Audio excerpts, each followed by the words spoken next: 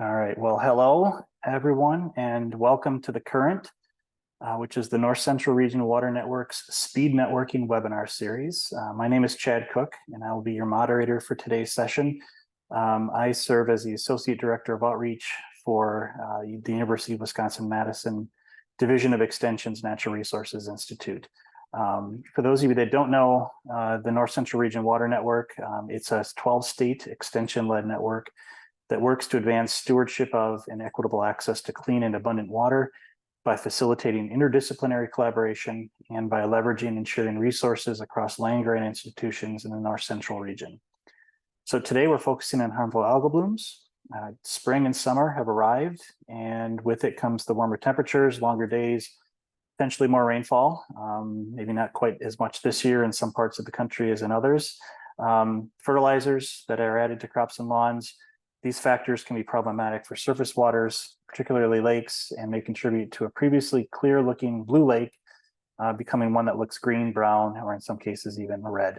The likely cause of this color change is algae in the lake, responding to excess nutrients and optimal environmental conditions for their growth. That said, more and more research is demonstrating that nutrients alone are not the sole cause of harmful algal blooms or cyanobacteria blooms. So I'm excited to feature this topic today and to feature three great speakers who will be talking about the causes of harmful algal blooms beyond nutrients.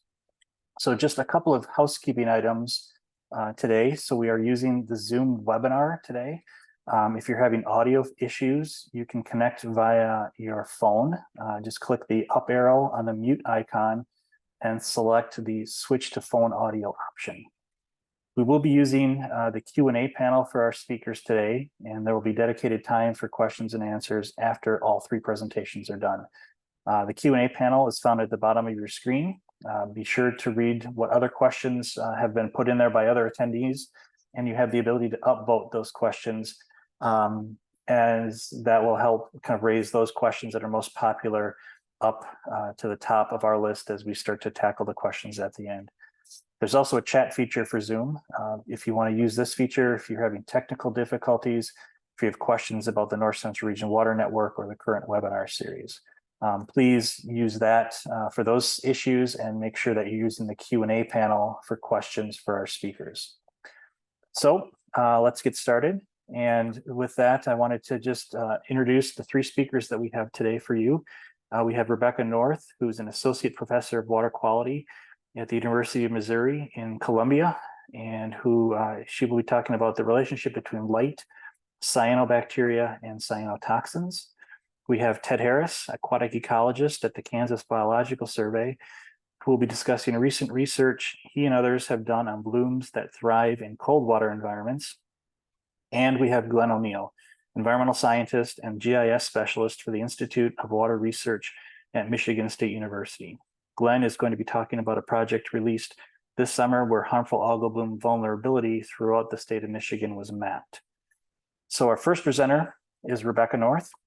Rebecca, a limnologist focusing on aquatic ecology and biogeochemistry with expertise on nutrient and phytoplankton dynamics in water bodies.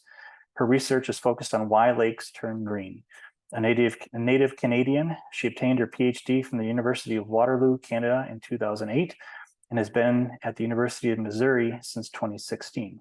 And today, Rebecca is joining us from Germany. So, Rebecca, I will stop sharing my screen and turn it over to you.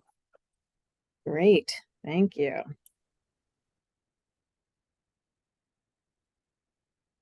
Get myself organized.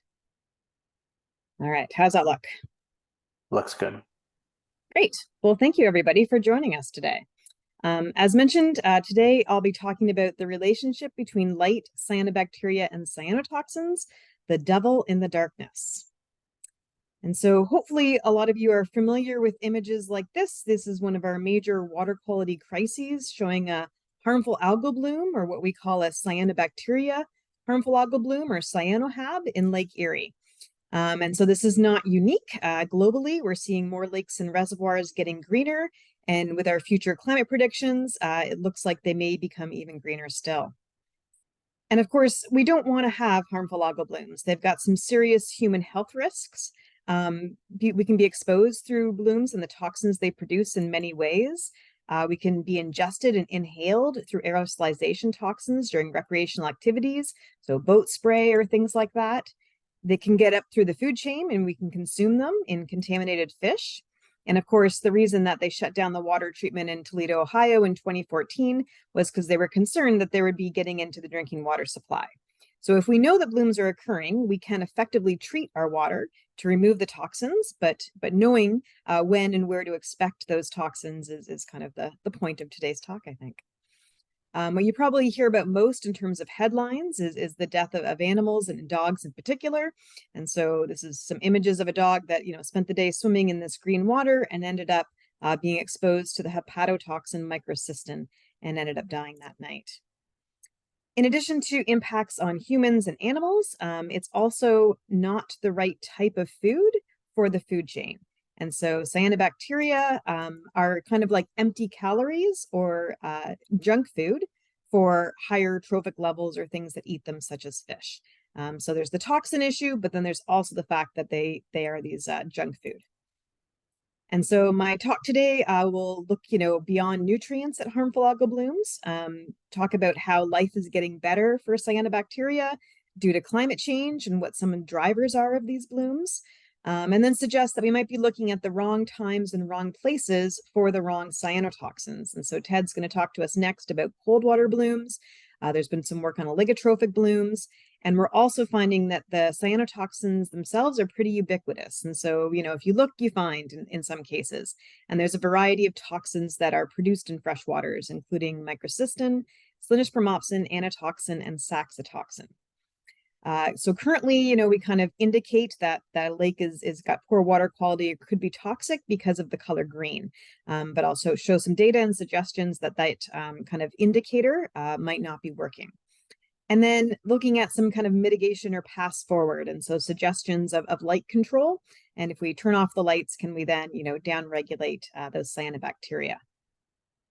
So as I mentioned, our kind of working hypothesis is that if you see green water looking somewhat like this, you should expect to see high cyanotoxin concentrations. And most often we're looking at microcystin in this case. But what we're finding is that most of what we know about lakes and how we define and characterize lakes is data that's taken in the summer only. So we have the summer-centric limnology. We do know that the shoulder, the spring and fall, and the winter seasons are understudied, but there is some evidence that there's blooms that can occur in the winter and the shoulder seasons, and they can produce toxins. And as we mentioned, even if it's too cold to swim, you can still inhale some of these aerosolization of the cyanotoxins. And so exposure can occur without drinking or being in the water, and we, drink water year round. So it's important to understand the year-round processes for the management of our lakes and reservoirs.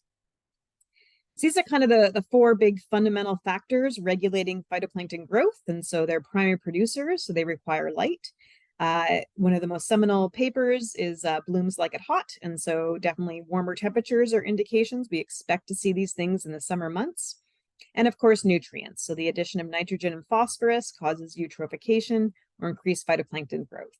So these are kind of bottom-up processes, and then we can't neglect, but I don't talk about, the top-down processes such as grazing. And so cyanobacteria are not new. In fact, they're the oldest organisms on Earth, and they're very complicated. So as I mentioned, they produce a variety of cyanotoxins, and even individual species can produce multiple types of cyanotoxins. And so there's not good correlations between, if the water's green or if this species is present, then therefore we have this amount of toxin. So overlaid on this is the fact that our world is changing and we're getting shorter winters. And so the winters are becoming less predictable, as this image predicts. And as we said, it's pretty much the unmonitored season. So we don't know a lot about what happens in winter, and it's rapidly changing around us. Unfortunately, the predictions indicate that we might be headed to a future where we don't have any ice cover. So the percentage of ice-free winters will increase up to 60% by the end of the current century. And so this is a conceptual diagram just kind of showing what this might look like for lakes. So at the top, we have kind of our current lakes, if you're in the northern part of the country, and they experience lots of ice and snow. This creates this layer under the ice that keeps the phytoplankton kind of up, near the surface, near the light. As we get down, in a latitude or elevation, and perhaps in the climate futures, we might be seeing now more intermittent or delayed ice cover. And so the more kind of melting and freezing components, which are kind of like stop and start buttons for the phytoplankton in the lake. And then if we get down to the future or southern lakes, we call them more monomictic. And so we don't have any ice cover. And this means that the whole water column is mixing from the top to the bottom. And this also means that the light environment is less than it would be, say, under the ice and snow, because they're getting mixed in a deep lake down to these deep depths. So a lot of variety of different winter futures for phytoplankton, cyanobacteria, and then, of course, cyanotoxins. So I'll show you some data, some preliminary data collected from my research program in Missouri, US. I refer to it as the middle of the middle of the middle, or the flyover zone. You might know one of our study reservoirs is Lake of the Ozarks, famous in the Netflix show Ozarks. And one of the unique things about this state is that it doesn't have any natural lakes. And so all of the lakes, like the Ozarks they'll be referring to, are in fact reservoirs with a dam on them. And it has a nice kind of gradient to it. So the northern part of the state is about 70% agricultural land use, and the south is 60% forested. And so that gives us a gradient where we have, kind of greener, more high nutrient lakes in the north, and then clear, low nutrient lakes in the south. And it's not too hard to find cyanobacteria. And so this is a map. Each of these is a map of the state with all the circles showing the total nitrogen concentrations, the total phosphorus concentrations, chlorophyll A, which we use as an indicator of phytoplankton biomass, and then the Secchi disk depth, which is an indicator of transparency. And so this north to south trophic status gradient is pretty apparent in this, where again, we have the agricultural region to the north with the highest nutrients, highest chlorophyll, and forested to the south. This also allows us to test a large gradient in things. We have, the lowest nutrient concentrations, and we have some of the highest nutrient concentrations. So we can look across this range. And so there's been a lot of observational studies conducted in Missouri on cyanotoxins. And one of the points that I want to make is that every single water sample we collect typically has one measurable cyanotoxin. So again, this is the ubiquitous nature of things. Every summer, we sample 65 reservoirs 4 times. And there's been work done in the early 2000s by Jennifer Graham et al. In more recent times, we've been looking at the toxin microcystin and found it was detected 71% of the times measured. Now, if you look at these concentrations, they're relatively low. Down here, we have the recreational action levels, which is what we think about in terms of, swimming and using these lakes for recreation. So they're quite high. You see it's 10 micrograms per liter for microcystin, and here we're really low below that. So low concentrations, but pretty persistent. In terms of splenosphromopsin, it was only detected 27% of the times measured, and again, fairly low concentrations. Whereas anatoxin, which you don't hear about as much, is kind of almost always found. So 93% of the time measured, again, low concentrations. And saxitoxin detected 40% of the times measured, but those were mostly medium and below detection. So low concentrations, but found in most of the reservoirs, regardless of whether they have high nutrients or low nutrients. And so we kind of compared these concentrations with some of the factors regulating phytoplankton growth. So looking at light, temperature, and nutrients. And we found that there was no relationship between our indicator of light and the concentrations of microcystin nor splenosphromopsin. So again, we have this full range in low light to high light, and we found that there was no relationship with the toxin concentrations.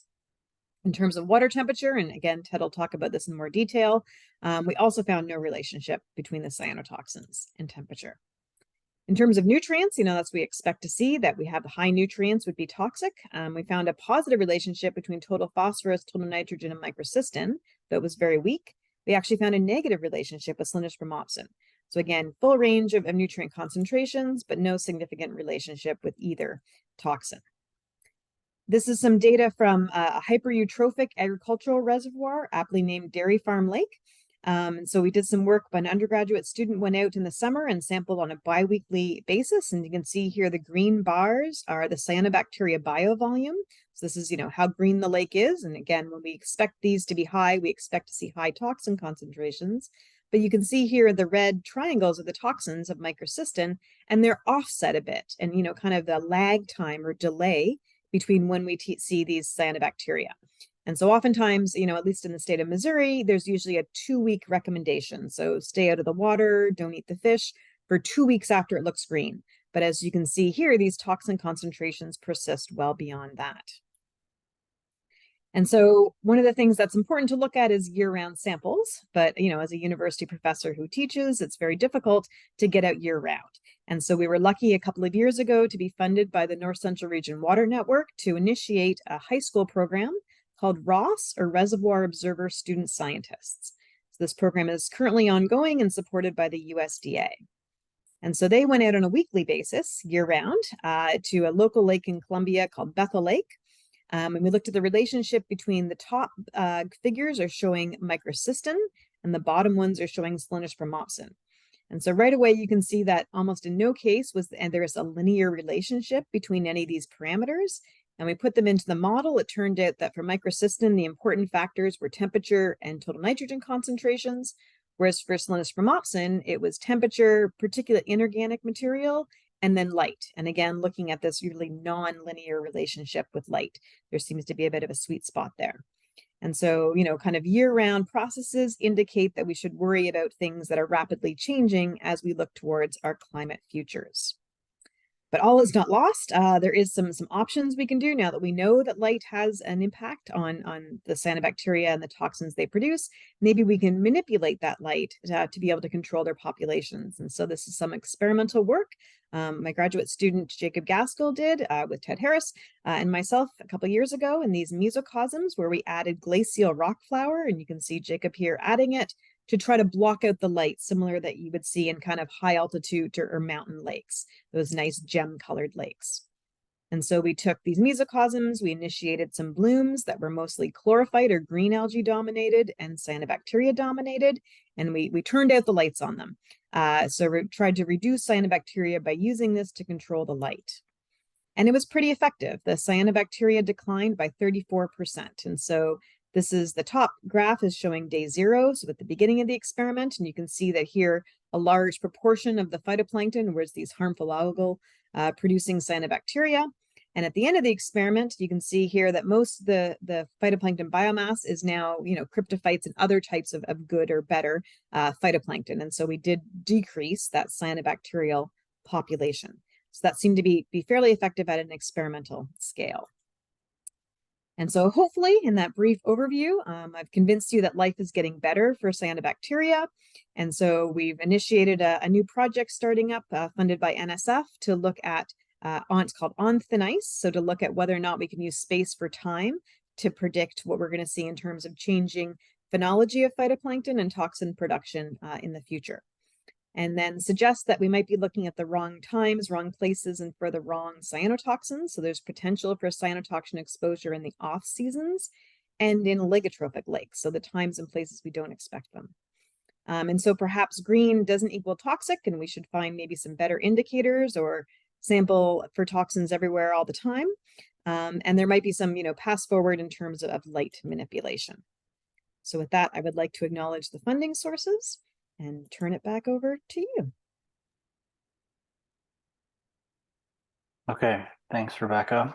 Life is getting better for cyanotoxins. I love that quote. I feel like that should be a bumper sticker. So thanks for that, a little bit of an overview. And so now we're going to move on to Ted Harris. And Ted is an aquatic ecologist with the Kansas Biological Survey. Who specializes in aquatic pollution. Ted's research primarily focuses on harmful blue-green algae blooms, which represent a visual manifestation of aquatic pollution. Ted also serves on the steering committee for the Global Lakes Ecological Observatory Network, GLEON. That's a mouthful, Ted.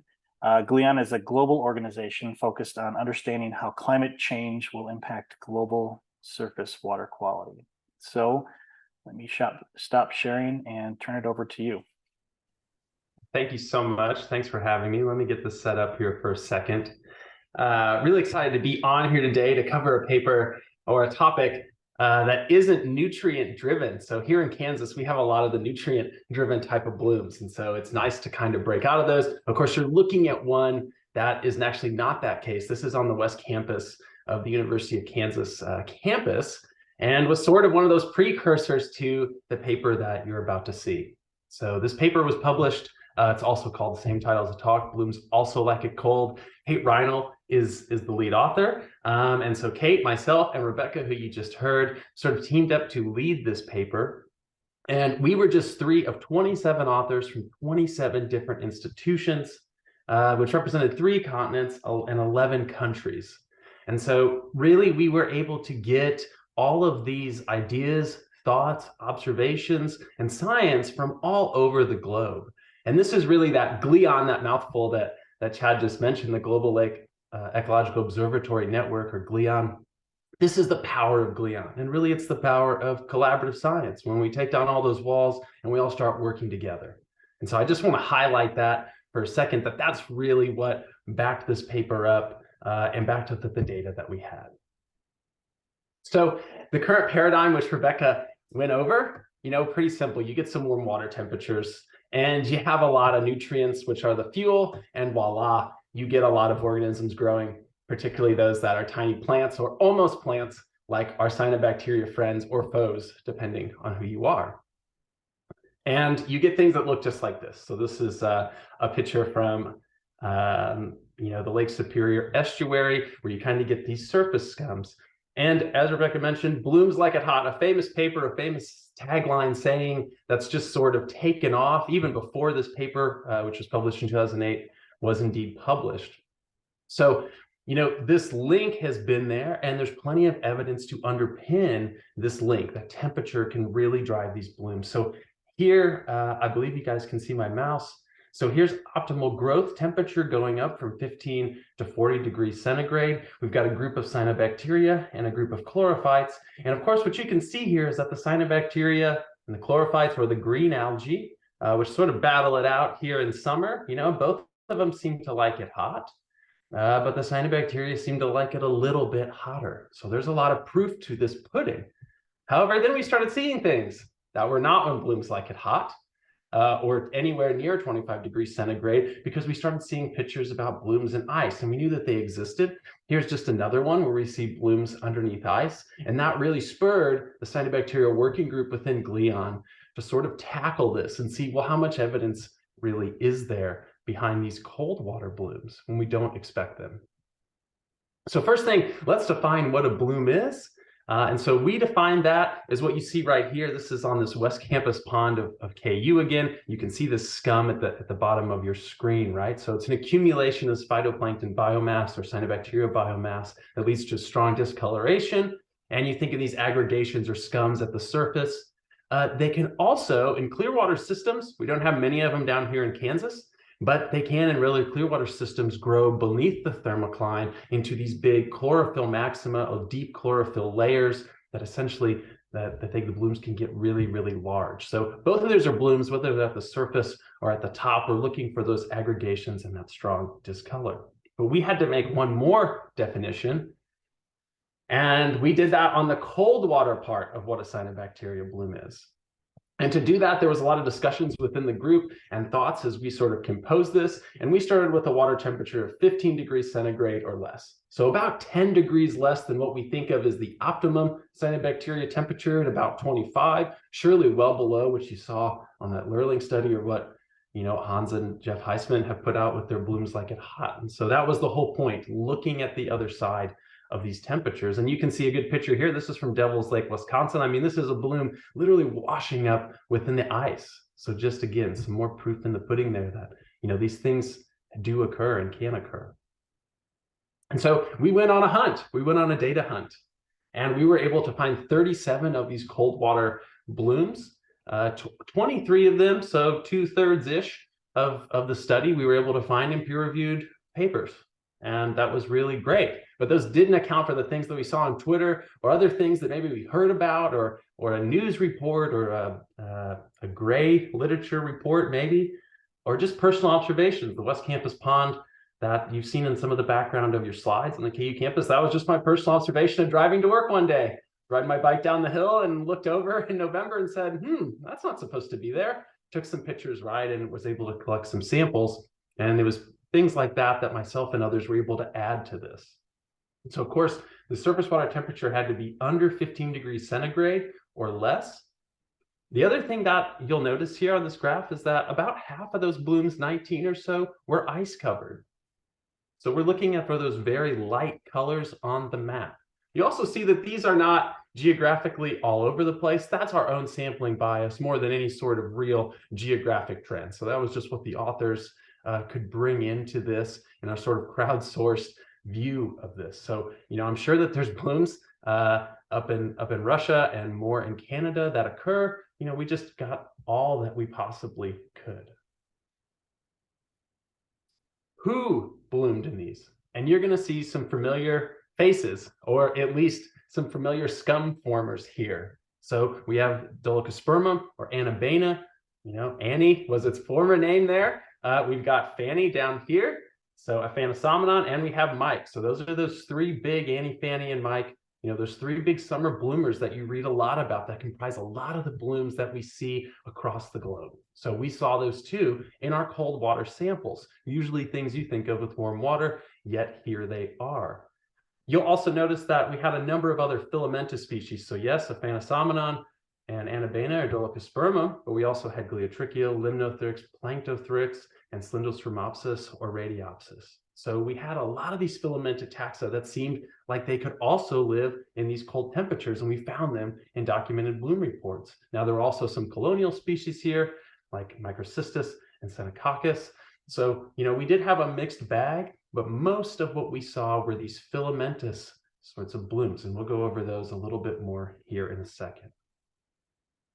You may be thinking, why? Okay, we know where and we know who, but why? How do the taxa, how are they able to do this? And so there's a little bit of a question here before whether you're psychrophilic, meaning you love cold water, or you're just psychrotolerant, you can tolerate that.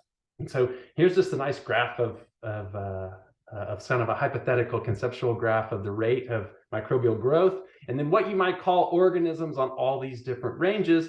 And you can see that there's biles and trophs right here, right in between these temperatures where most algae can grow. So yeah, there might be an optimal temperature that's really high, but there are still sort of strains or the ability within that bloom to live at these minimum temperatures too. So there may be some summer strains that are well adapted to hot temperatures, and then winter genetic strains, same species, they may be more adapted to the cold. And so they can adapt to the cold by accumulating polyunsaturated fatty acids and arranging them in such a way. Those are pupas.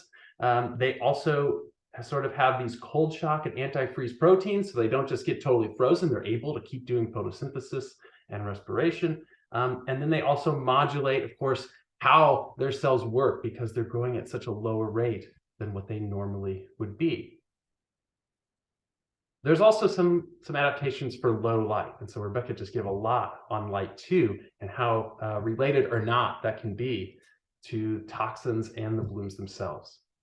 So here's a mixotroph. That's a phytoplankton that can use some other way, essentially, to get energy. Cyanobacteria, while they don't graze on other things, they do have the ability to use bicarbonate as a carbon system instead of just photosynthesis. So they do have a way around of just that direct sunlight into carbon for themselves process. They also can do things like pigment packing. So this is where if light's coming through the ice and maybe there's a little bit less, well, how do you really scavenge all that light that's there? And that's where in these thylakoid membranes here, you can see on this nice little thing, right? This is where these pigments are and pigment antennae that allow photosynthesis to happen. So they can kind of pack those with these pigments to help them sort of outperform what they would normally do in photosynthesis to really get access to all of that light. In terms of ice cover, so here's your ice cover at the surface here. Of course, there's something that most of us probably know, and that's the buoyancy, their ability to control these gas vesicles that allow cyanobacteria the ability to control where they are in the water column. And just like really calm days where we see them all float to the surface, the ice also provide these seemingly calm conditions or really just cover that lake, allowing them to float up to access light and to continue to grow. And then nutrients down near the bottom of the lake where they can sort of go back between these things without any wind mixing or anything, not because the ice is there. It's a stable water column, whether it's really hot and calm or it's cold and ice cover. And cyanobacteria can take advantage of that with these specialized buoyancy traits that only they have. So we got a little bit of overview there. Now it's time for our categorization of just what were these blooms. And so we had three main types we felt that we could categorize all of the blooms into.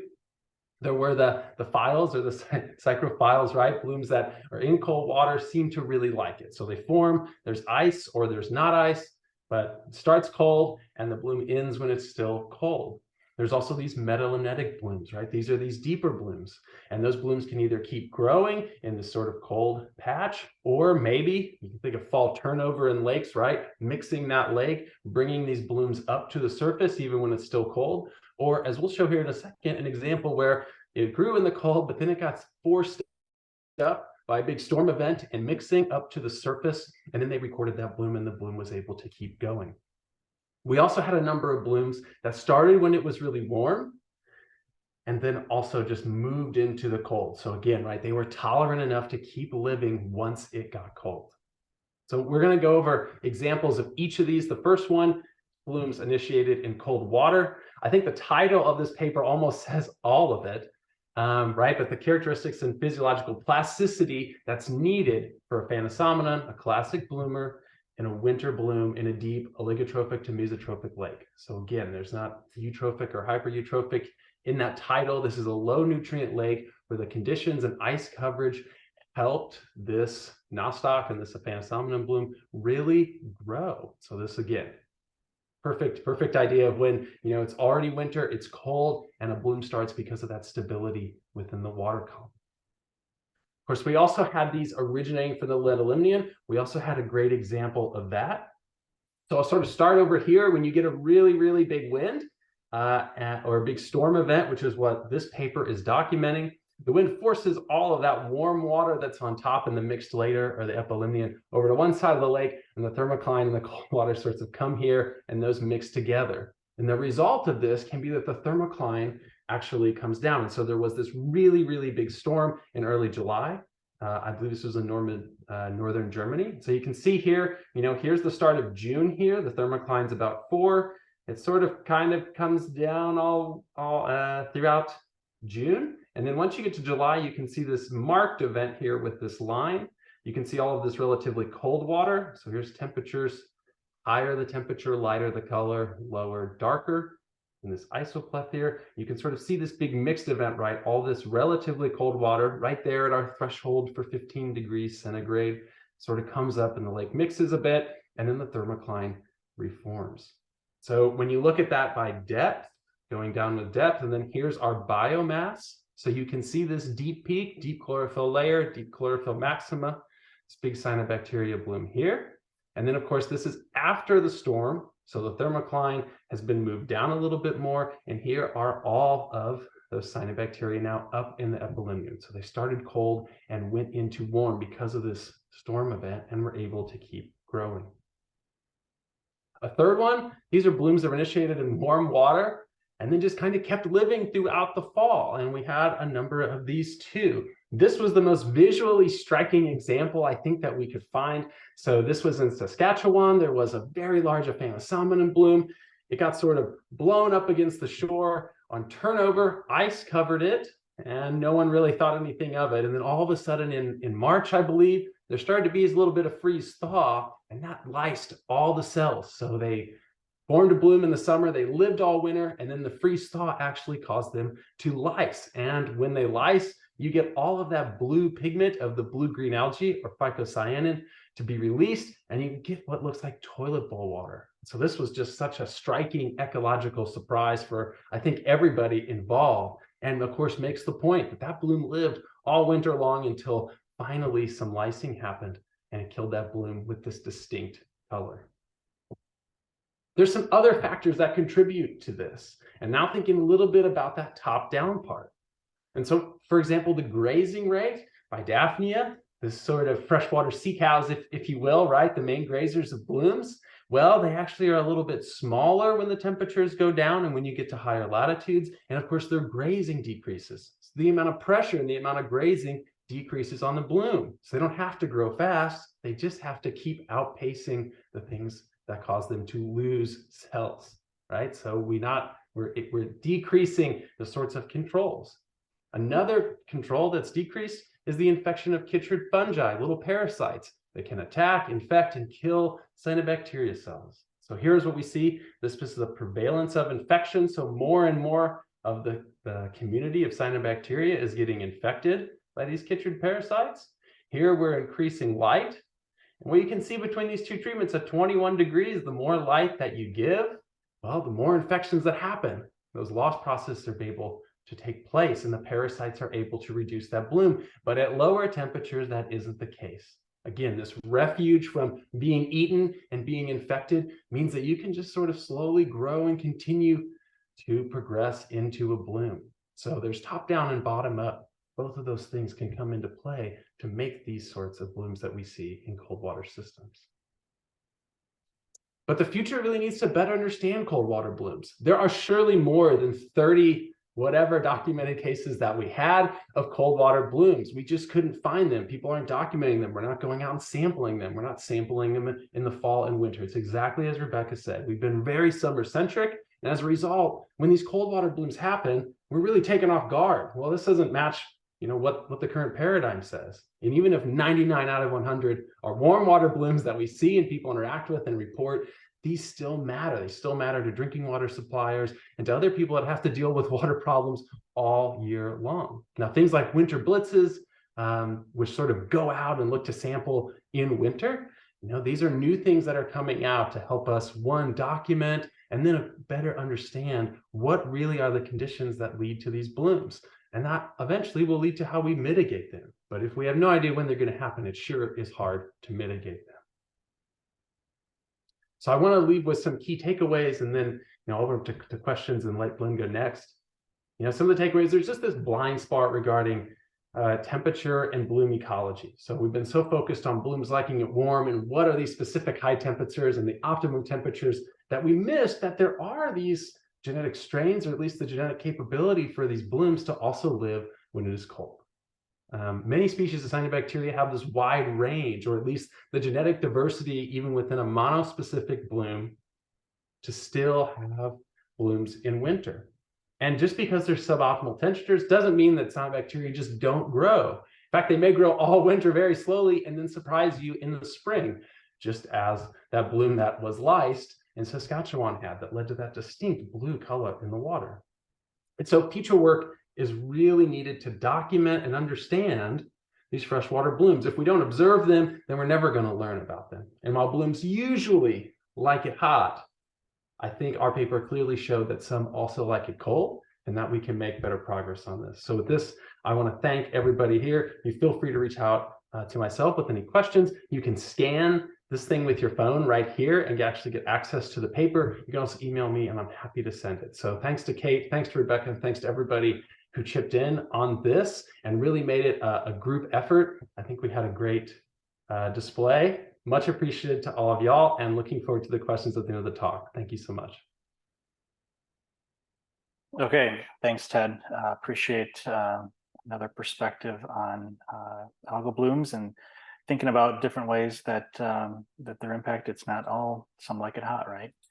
So with that, now we're going to move on to our last presenter today. And I just want to remind everyone to, if you've got questions, to put them into the Q&A box, and also make sure if there are questions in there, I know there's a number of questions in there. If there are questions that you want to see answered, please upvote those, and we'll try to attack those that are have the highest number of votes up front as we wrap up today. So our last speaker today, Glenn O'Neill. Glenn is an environmental scientist and GIS specialist with the Institute for Water Research at Michigan State University. He builds decision support systems for water management in the Great Lakes region. These systems are primarily online tools and allow users to explore threats to surface water quality, increase groundwater recharge, and evaluate conservation strategies, among other topics. The tools are built upon a range of hydrologic and environmental models designed to be user-friendly, cover a range of geologic or geographic scales from the field to the watershed, and are publicly available. So Glenn, he earned his PhD in geography from Michigan State. And Glenn, you get to wrap us up today. All right, thanks, Chad. I appreciate the opportunity. Good afternoon, everyone. Let me share my screen. Can you see that okay? Yep, looks good. All right, so I just have one slide, and then the rest of it is a story map that I'll walk through. And you can access it yourself. It's at this link here. I won't try to pronounce that, but I will say that this hyperlink is case sensitive, so keep that in mind. We can also, maybe Chad, you could dump that in the chat for people. But the project I want to talk about is one that I worked on with my colleague, Dr. Heather Triesenberg from Michigan State University. She's the Associate Director and Program Leader for Michigan Sea Grain Extension, housed at MSU. And we sought to develop a harmful algal bloom vulnerability index for Michigan and to map it. And we put together an ArcGIS story map that walks you through our process and approach and what the outputs of those are. So I'll hop out of the PowerPoint and I'll jump into that. And the good news for me is that this functions kind of like a slide deck, so I can just scroll through this at whatever speed we need to make sure we have time for questions. I'll provide more of a high-level overview of the project, but you're welcome to peruse this yourself afterwards, and that's kind of designed for that purpose anyway. So the goal with this effort was to map harmful algal bloom vulnerability in Michigan, with the ultimate goal to raise awareness of the potential health impacts of HABs in the areas where that awareness is most needed, where the populations that are most vulnerable and most exposed to HABs in the state. And so I'll walk through how we attempted to do that. So this, if you navigate it yourself, it's an interactive story map with links to a number of external resources, including the initial project that led to this effort. We had a project focused on Western Lake Erie Basin, kind of a pilot project for this effort to identify HAB vulnerability in sensitive populations. And that was an effort with Dr. Triesenberg, but also with Yusri Jamaluddin from MSU and Susan Peters from the Michigan Department of Health. And there's a link here where you can learn more about that particular project and a decision support tool, a visualizer of the data outputs that we looked at in that project. But again, that was focused on a limited geographic area of the certain sections of the Western Lake Erie Basin.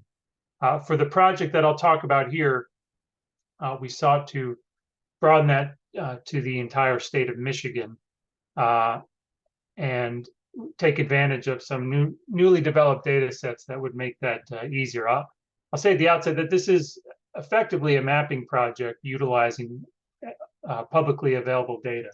So it's something that could be replicated elsewhere depending on the availability of data. But in Michigan, this was all data that was readily available, and it was available for us to try and synthesize into some useful measure of algal bloom vulnerability. So one of those data sets that is newer and we utilized was the Michigan Environmental Justice Screening Tool, and I'll jump ahead to that tool. So they used socioeconomic, health, and environmental data to come up with a score for an index of environmental justice in Michigan. The story map includes links to the papers and documentation on how they approach that, but effectively it's a combination of socioeconomics and environmental data to map an environmental justice index through Michigan. And the tool will provide access to the state's website where you can interact and view that data. We also pulled that data down ourselves from the site and included it in here in the story map. So these are interactive maps that you can zoom in and around on and click on to identify at a census tract level an environmental justice score and links to learn more about what that might mean. And so scrolling through this story map will kind of elaborate on some of the components of that. There are population characteristics that take into account health and socioeconomics of residents. And there are also environmental components that take into account environmental exposures, proximities to contaminated water, and things like that. Another key component of the health aspect of this, germane to what we're looking at with HABs, was the number of asthma cases reported at emergency rooms around the state. So that was a data set that they extrapolated down to the census tract level, I should say downscale to the census tract level, and that we utilized in the development of our index. All right, so jumping ahead, in the interest of time, let me move on to some of the other components here. So we utilize that environmental justice tool set to extract some socioeconomic data at a census tract spatial resolution for use in our index. The other component we wanted was to include water quality data, to include that in the representation of HAB vulnerability. So we utilized a couple data sets to do that, recognizing the key contributors that Rebecca and Ted have talked about with regards to HAB formation. So one of them is nutrient loading in surface waters. And so the USGS Sparrow model is a publicly available tool and data set that has estimates of nutrient loads throughout the US. And they have different models they've developed at different times. They have a Mississippi River Basin and a Great Lakes Basin model. And so we utilize that data, which is generated at catchment scales for phosphorus and nitrogen load. And again, so this is an interactive map that you can utilize within this story map. And it will break down for each particular catchment, the load, the phosphorus load on a given catchment and where that comes from, whether it's from urban sources, agricultural, or natural sources. And so we utilize that particular output of phosphorus loading and nitrogen loading. Again, another interactive map that you can look at. And we combine those outputs with data from EPA's Cyan app, which is a tool that allows you to look at satellite imagery of cyanobacterial concentrations in surface waters. And so they had that data at different temporal scales. And so for our purposes, we looked at the average weekly cyanobacterial concentration in surface waters in the Michigan region. And if you look at this map here, it's obviously dominated by the concentrations in the Great Lakes. But if we zoom in a bit here, you can see that inland lakes also of a certain size, inland lakes also are represented in that data set for their average weekly cyanobacterial loadings. And so between those three water quality data sets, we wanted to combine that with the socioeconomic and demographic and health data that was in the Michigan Environmental Justice data set. And so we had to align those to a common spatial unit to generate this index. And so we did that at the census tract scale, which required us to take that water quality data and do an area weighted routine on that to get it down to a census tract level estimate of these various water quality outputs, phosphorus loading, nitrogen loading. And in the interest of time, I'll jump ahead to some of the GIS nuts and bolts that we had to account for in some of these, but also a census tract level estimate of cyanobacterial concentration proximity. So that wasn't just looking at concentrations within a census tract, but we took into account how close the census tract was to an area of high cyanobacterial concentration. And we normalized all these into percentile scores across the various census tracts within Michigan and utilized that to develop what we call the HAB vulnerability index. And there are a couple different ways that we could have approached this in terms of weighting these different inputs, socioeconomics, cyanobacteria, nutrient loading, and we experimented with several of them. But the one that we settled on as what we felt was our preferred measure of the priorities and the inputs that go into HAB vulnerability was focused primarily on the cyanobacterial load proximity is the highest contributor to an index score. The modeled estimates of nutrient loading in surface waters in an area got slightly less. And in terms of the demographic components, we were focused on the percent of the population that was young, so those under 5 years old, and the asthma index, the number of residents per population that had visits to the ER for asthma. And so they received equal weights for a total of about half the weight of the overall index.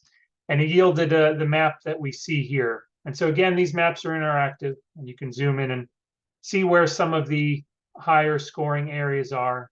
And clicking on a particular census tract will show you how these various components broke down for a particular HAB vulnerability index score in a given area. We also experimented with some other combinations of those weights, and they did generate some different maps. In the interest of time, I'll jump over those. That primary map, the initial map I showed, was the one that we focused on for the rest of our analysis. And in doing that, in that focus on the asthma, the young population, the nutrient loading, the cyanobacterial, we started to look at where are the hotspots regionally and what were the contributors to those. So in the discussion section here, we start to explore some of that in depth, looking at some statistical clustering indices for where hotspots are. And we explore in a bit greater depth why some areas are hotspots versus others. And it varies from one location to another. In some of the urban areas, wastewater treatment plants can contribute to greater nutrient loading in surface waters, which in terms of this index tend to cause them to score higher and be flagged as hotspots. Whereas in some of the other areas, Southwest Michigan, agricultural nutrient runoff from surface lands were the main cause for these being identified as potential hotspot regions for HAB vulnerability. And this explores some of those in greater depth. But we also point out that just because an area was a cold spot doesn't necessarily mean that there weren't hotspots within it, and that that any type of statistic like this is scale dependent. So there were particular hotspot areas for different reasons within the cold spots, and we draw attention to that in the discussion section. And then we profile the top 10, or maybe we should call it the bottom 10 scoring census tracts in Michigan, and examine why some of these scored the way they did in terms of having the greatest HAB vulnerability. And it cycles through that. I'll jump ahead to some of the limitations of the approach. So Sparrow researchers attempt to account for all sources of nutrients, and it's possible some were left out in terms of their estimates. So every model is wrong, but some are useful. We find Sparrow particularly useful. But that said, it still might not account for all the sources of nutrients that could be contributing to HABs in a particular area. The Sparrow model calibrations were done at large outlets of watersheds, and so it adds to some uncertainty in terms of estimates of nutrient load in headwater areas or smaller catchments upstream. And they were generated at catchment scales, and we're scaling down to census tracts at albeit area weighted, but still that introduces some uncertainty in your projection of nutrient loading within a census tract.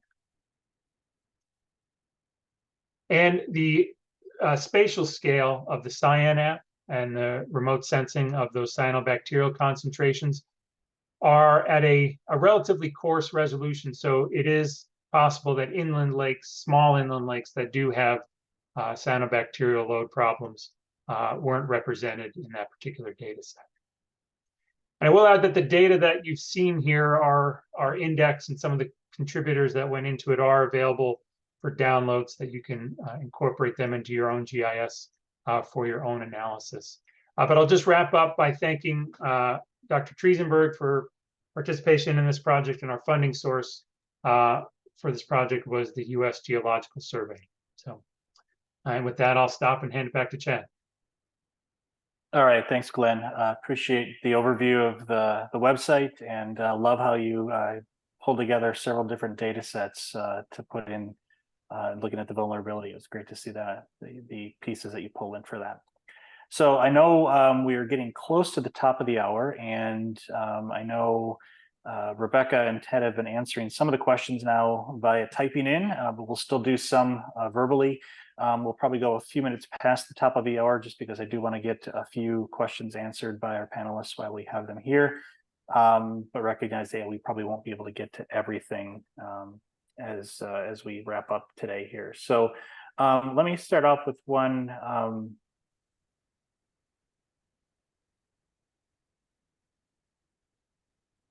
This is one for Rebecca. Have you investigated differences in cyanotoxin species and cyanobacteria species composition associated with lake depth?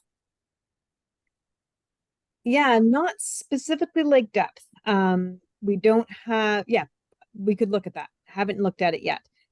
Certainly the apolymnetic layer in a lot of our lakes is very similar depth.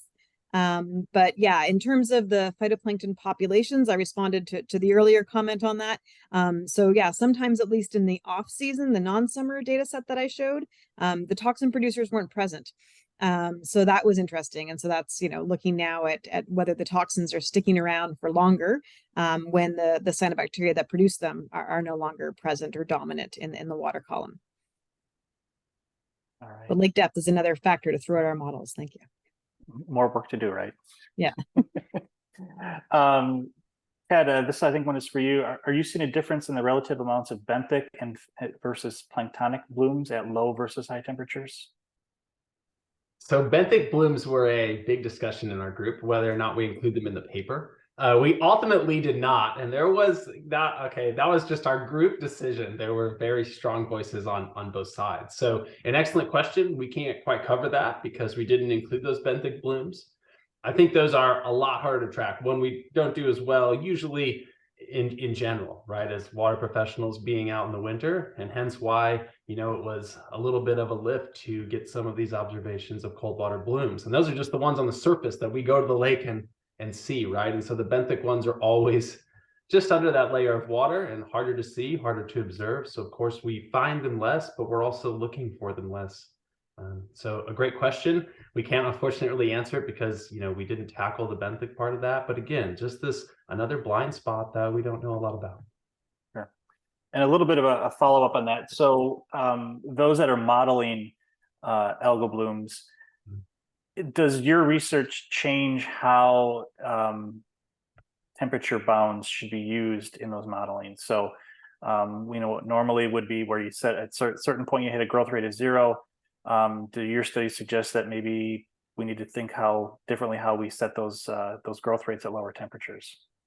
Yeah, I saw that question and it really intrigued me and made me start to think about it too. So, a great question. I think there is something there with what are we doing in the models at these low temperatures? So for one, if we don't have the observations, then we can't train the models and we don't have a good idea of really what these coefficients and tuning parameters, other things that go in to process-based models have. And so really, it's about looking at what is actually happening at these cooler temperatures. So we're just on the forefront of that. And that's where I think a lot of science and observable science, where we're documenting these, seeing what these are, maybe even, isolating them, taking into the lab, seeing what these winter strains can really do in terms of growth rate at different temperatures. All of that is going to inform what actually happens in the models. But, great. And also there's the top down part of this, right? That seems to get less in winter. So is it adjusting the growth rate as much specifically with the cells, or is there some sort of temperature where under that, maybe the lake gets covered in ice and maybe it doesn't matter all that much to the algae in terms of their growth rate, but they're just being grazed less. And so, right, there's also different trophic levels involved in that when it comes to modeling. And, hence why it can be so difficult to try to model and predict or forecast these blooms. Glenn, here's one for you. So it sounds, sorry, where am I here? Were other socioeconomic or health characteristics considered other than those younger than 5 years old and asthma? How did you land on those two for social health vulnerability? Yeah, so I'll disclose my lack of medical qualifications in this project, which is why we brought in partners from Michigan Department of Health in that initial project. But we did look at other characteristics, other health characteristics. Some of those you can explore in that earlier project. We had, I'm going off the top of my head, we factored in older populations. We factored in younger populations in that initial effort. I think for the sake of simplicity, we focused on this one just on younger populations and those with asthma. And again, the focus wasn't on symptoms related to HABs, but on health characteristics that make someone more susceptible to complications from those symptoms. And so the better, more medically trained partners of mine said that young people with asthma are the primary group we should be focused on in terms of that. But we did look at others. All right. I think this is a TED question. Are cold water blooms similar to warm water blooms with respect to nutrient regimes that enable or favor them? So nutrients are just one of these sort of big three factors, right? We got physical, biological, and chemical. So nutrients are in that chemical. And so as long as you have enough of the fuel, this chemical part, it's really about as the biology and physics also lined up to make these blooms. So Kansas is a great example of that. Most of our lakes, they're also reservoirs, as Rebecca noted here in this part of the country. Most of our lakes are chemically primed. There is tons of phosphorus. There's plenty of nitrogen. They have low NDP ratios. Everything chemical about them seems like they should bloom kind of regardless of season. But it isn't until we get calm conditions and a stable water column that that fuel, those nutrients are able to manifest itself into these blooms and actually yield that biomass. And then how much of that chemical priming is used, again, depends on the biological part, food web, but also, the physical part and creating the conditions that benefit cyanobacteria, the calm part. They really hate being mixed, and the other algae love it. And of course, the cyanobacteria are the opposite of that. And so, it is all three of those factors lining up to create blooms. That's why some lakes only bloom once every 10 years and others seem to bloom every single year. It could be something unique like basin morphometry or shoreline, what's in the watershed, right? All those things play in to the chemical part and maybe the biological part, but physics can be the key when all those other things are in line and providing that stable water column for cyanobacteria to exploit in terms of buoyancy control. And again, you see some of these other things that other algae and cyanobacteria have adapted to live in these cold water conditions. So there is a biologic or a genetic part there. So, more past that chemical priming of lakes to make sure that they are chemically prepared and more aligning all those different factors together. Okay, I think we should wrap up on that. That's a great way to end, I think, Ted. Appreciate the wrap up like that. So I wanted to thank Rebecca, Ted, Glenn for you joining us today and sharing your expertise, your research, and sharing with us a little bit about some ways to think a little bit differently about harmful algal blooms. So I wanted to thank everyone who was with us today for participating. As always, you can visit the northcentralwater.org website to access the recording and to see all of our webinars archived there. And there on the screen, you can see contact information for Rebecca, Ted, and Glenn as well. So again, thank you all for joining us. And we look forward to seeing you again for our next edition of The Current.